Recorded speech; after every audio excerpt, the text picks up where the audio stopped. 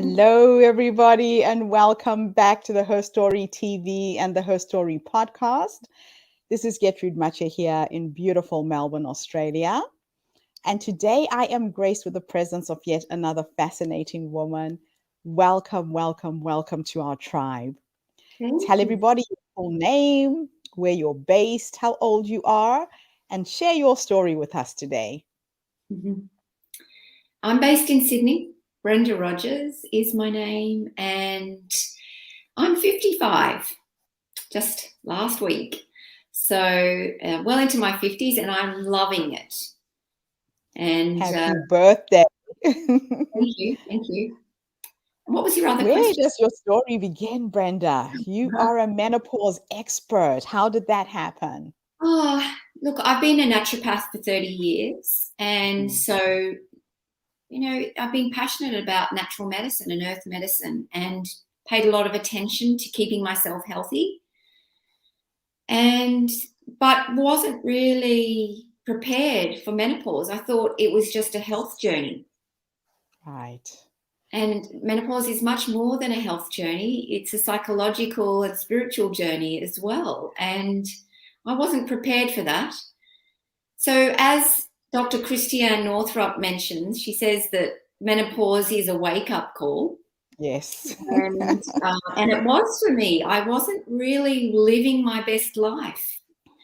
So I got a little bit nudged towards that. I was working in corporate. I was kind of okay, happy, but not really fulfilled. And so I, through a series of unfortunate circumstances, which were a little bit, a bit of a dark time in my life, I eventually came to the conclusion that now was the time to muster up the courage to start my own business and to practice my medicine how I'd always wanted to practice it, to share it with the world. And what's unfolded from that has been phenomenal, because I chose menopause to be my specialty and my niche. And I didn't realize that I would learn so much about what menopause really is. Yes. And so I've been on this mission. I've got these piles of books that I'm reading,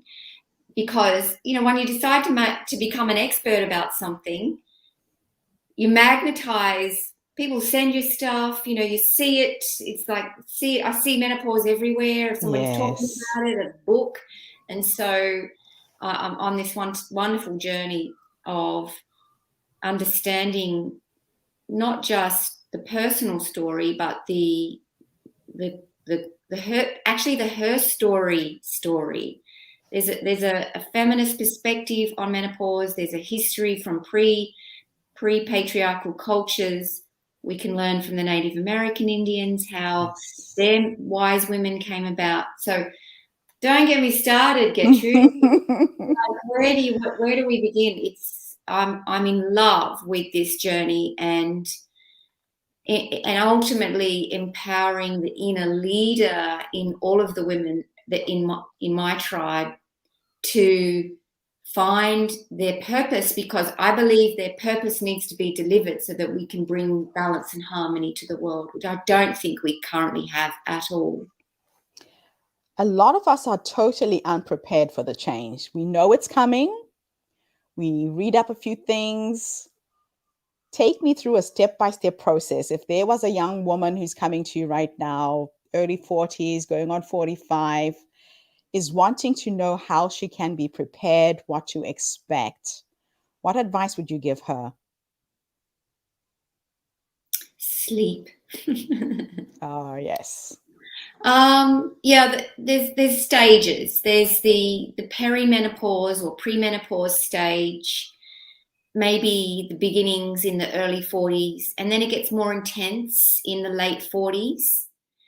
And then it changes once the periods end, because that's a new stage again, and that moves us into postmenopause. And each stage requires different things. So if you're in your early 40s and you're looking to prepare, then it might be cleaning up your life so that you don't have a lot of things stealing your energy, unnecessary things stealing your energy. It might be cleaning up your relationships, maybe getting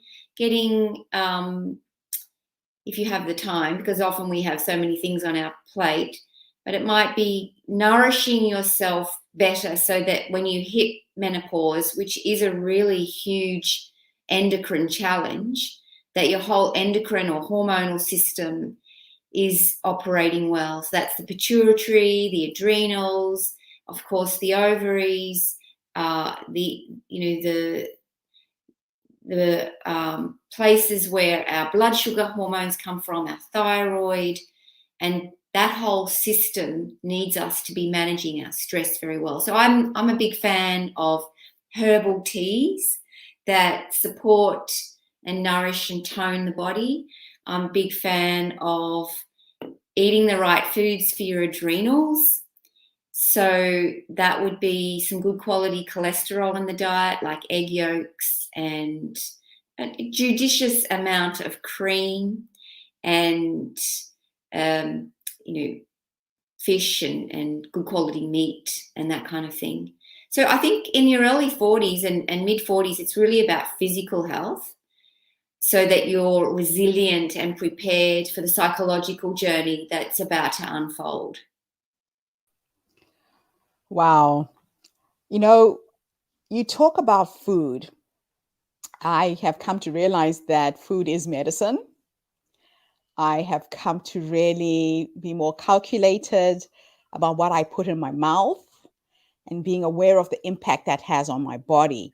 Now, a lot of times we eat very unconsciously. I remember reading a book where it said, whenever you're feeling hungry, grab a glass of water first. Maybe you're just thirsty. Yes. Just being more aware. So let's have a little bit of a countdown on the type of foods. You've mentioned a few that one needs to be aware of avoiding when you're going through menopause. Yes. Okay. Well, there's the ones that we already know. That's sugar. Yes. Processed sugar. I think that if you understand nutrition, you realize that all of the carbohydrate foods break down into glucose ultimately. And so once you've eliminated processed sugar, and a lot of women are doing really well with that, or minimized it, or maybe they've replaced it with a bit of honey or maple syrup. And if you're still struggling with weight or sugar cravings or PMS or other things, then it may be that too much potato or wheat or all of those starchy carbs, rice, for example, there might be too much for your body for that as well, because the brain rewires at midlife and menopause. As you've spoken to me about that before, about your memory, that's the brain rewiring, and sleeplessness and moods comes back to brain health. And brain health is super important during menopause, as it is always really. But it does rewire, and the latest information that I've received is that instead of being fed with glucose, the brain starts to be fed with ketones. And so I think that one of the myths is that we avoid fat, especially if we're dealing with, struggling with our weight. But I found that to actually be counterproductive. So I actually eat a lot of fat. I mean, I'm small and a little bit pudgy around the middle, so I'm not stick thin, and I'm not perfect by any means. And if I let myself, I can go, I need to do something about my belly. But when I get busy focusing on my life's mission, that kind of goes out the window, and I like that. But most women don't realize how much fat they can actually eat if they minimize the carbohydrates. So I'm a big fan of cream. I love cream. I make my own ice cream, which I haven't done for a while because it's been winter, but I love to make, and you could do it with coconut cream as well, coconut cream recipes. Yes. Butter and ghee are a big part. Everything is fried. I can fry fish in butter or ghee if it's a heavier meal. But I even have I fry my, if I'm frying up some beef for a slow cooker meal, for example, I might fry it in Yes. beef tallow, or, traditionally our grandmothers made pastry out of pork fat. So, Yes. these things have gone out the window because of our worrying about cholesterol. But there's so much research now to show that that's actually not correct. And my own experience of reintroducing these things into my diet has been my appetite is way more regulated. I can go till 2 o'clock and I'm not hungry. And That is amazing. Wow. Okay, so we're going to take a little commercial break. And when we come back, I want us to talk about sleeplessness. Mhm. And I would love us to touch on the mood swings, because that is another big issue that women have. Now, our little commercial is me advertising to you ladies out there. If you have a story that you feel is worth sharing, the Her Story Circle is looking for 1 million stories. We are recruiting for speakers for October, November, and December. Please go onto our website and register to speak. Share your story. Don't take your story to your grave.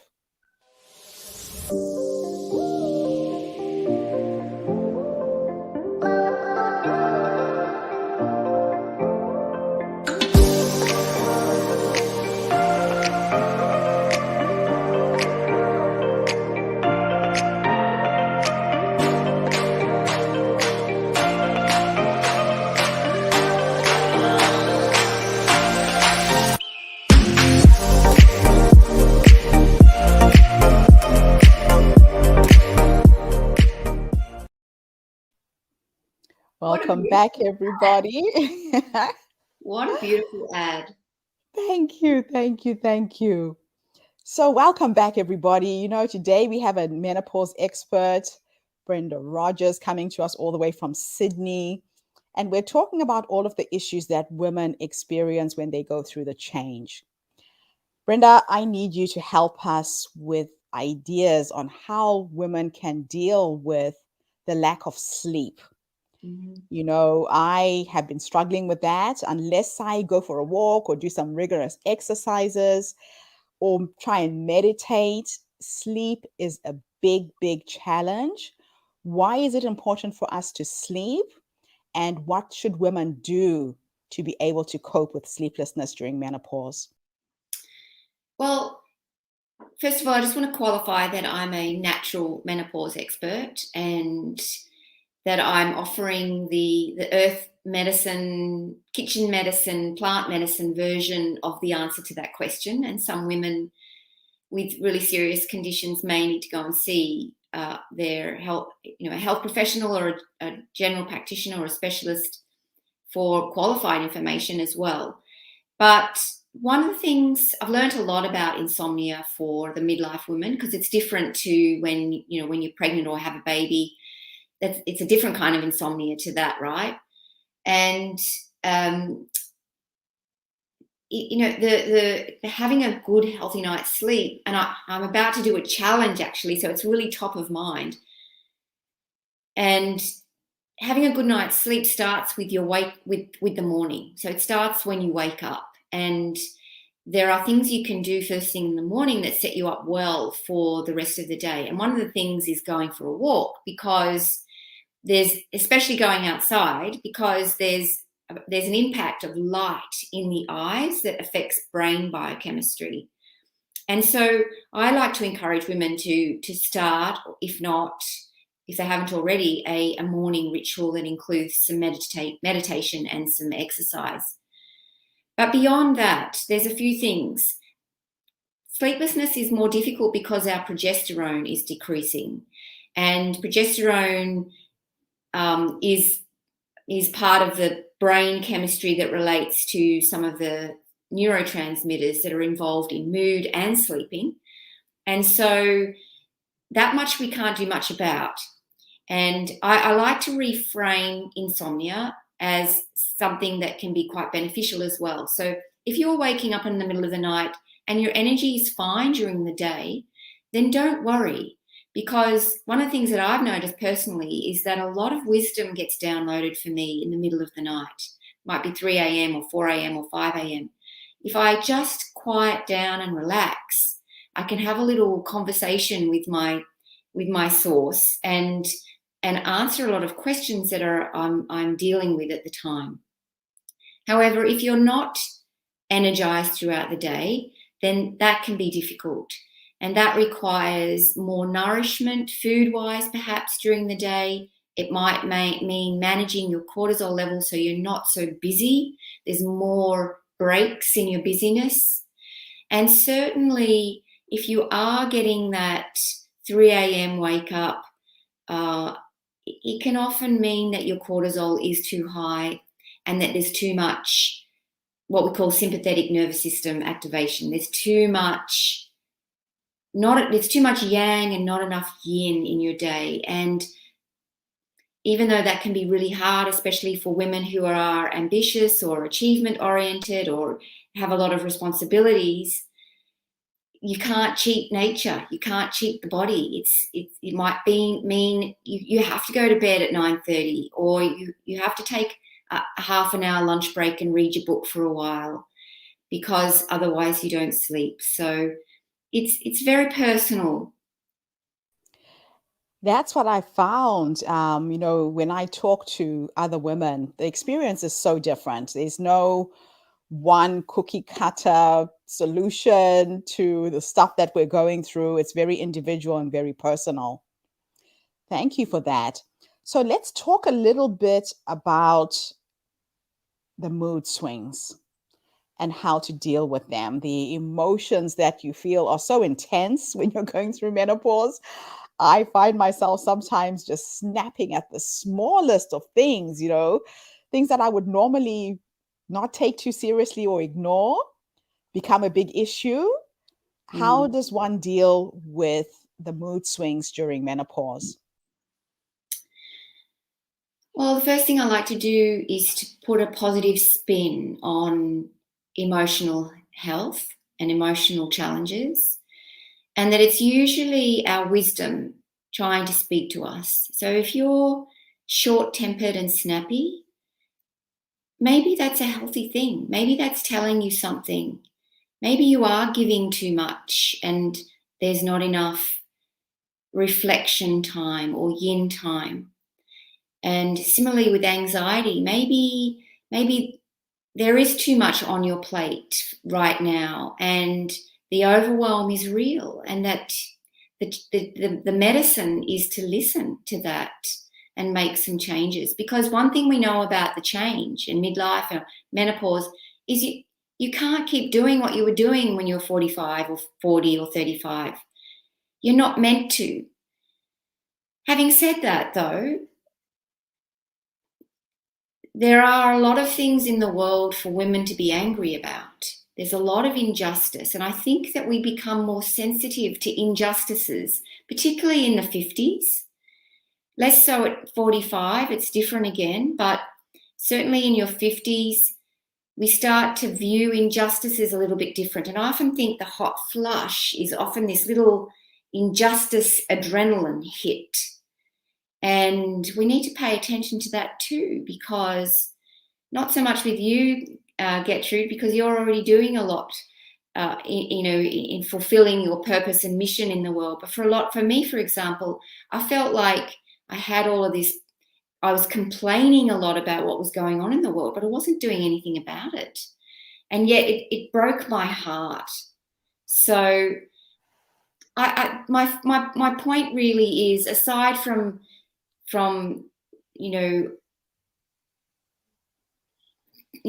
I don't want to diminish the impact that anxiety and anger can have on a woman's life, and then the necessity to do the right thing to deal with that.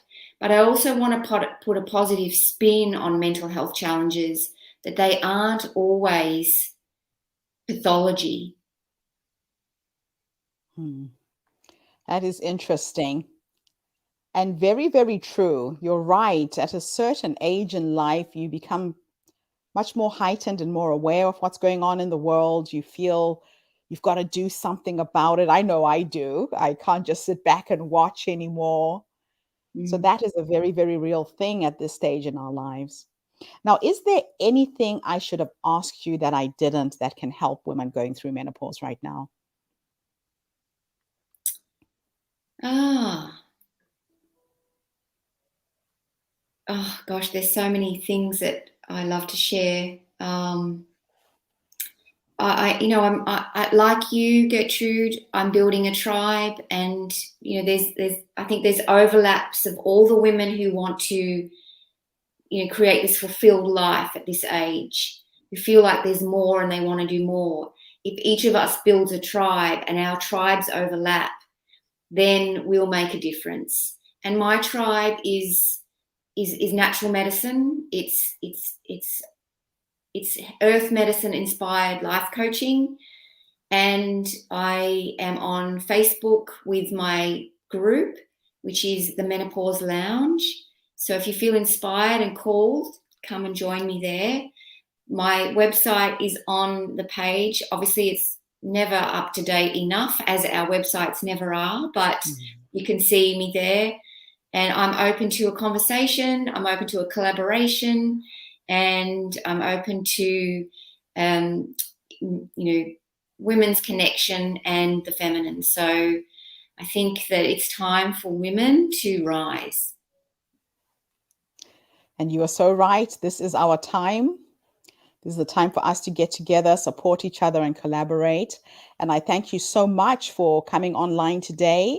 For those of you who want to get hold of Brenda, if you're going through the change, if you know somebody who is struggling, her website is being displayed at the bottom of the screen, qwomen.com.au. Brenda, thank you again so much for this amazing interview. I'm looking forward to seeing what else we're going to be doing with each other going forwards. And thank you to everybody who's tuned in on Facebook, on YouTube. Have a fantastic day wherever you are in the world. And please step up and come and share your story at the Her Story Online Summit. Thank you, Brenda. Have a good day.